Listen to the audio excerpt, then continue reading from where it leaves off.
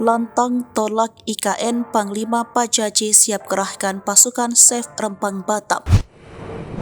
Panglima suku Dayak Panglima Pajaji yang dikenal dengan nama Agustinus Luki Lantang menyuarakan solidaritasnya untuk masyarakat Rempang Batam.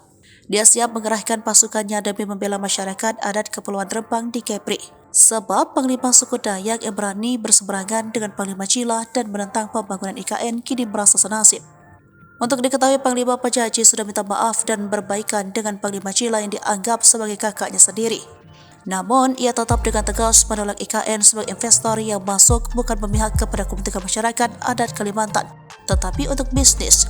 Panglima Pajaji dan pasukannya Pantak Padagi Borneo konsisten membela masyarakat adat Dayak Kalbar. Hingga kini, Panglima Pajaji dan pasukannya terlihat selalu turun membela hak-hak masyarakat adat Dayak. Maka, melihat Rempang Batam bergejolak, Panglima Pajaji terpanggil.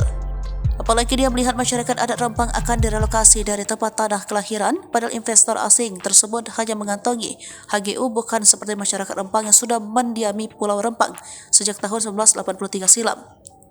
Ratakan Batam lawan ketidakadilan sudah cukup kita dijajah, lawan terus, ujar Panglima Pajaji.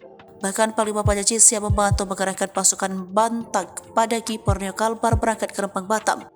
Tak hanya akan membantu, tetap siap bermediasi agar hak-hak warga Rempang diberikan secara adil.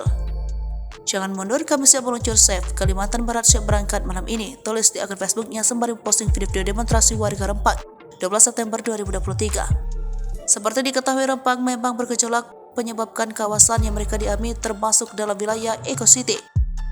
Namun masyarakat adat Rempang menolak karena kampung mereka diami adalah tanah adat turun-temurun. Bahkan, masyarakat Rempang sudah ada sejak tahun 1727. Sejak berdirinya Kerajaan Lingga, disebutkan dalam sejarah, mereka adalah keturunan dari para prajurit terbilang. Prajurit kebanggaan Kerajaan Lingga yang dulunya berada di garis terdepan mengusir penjajahan Belanda. Pasukan prajurit terbilang terkenal dengan keberanian terbesar di Pulau Galang dan Rempang.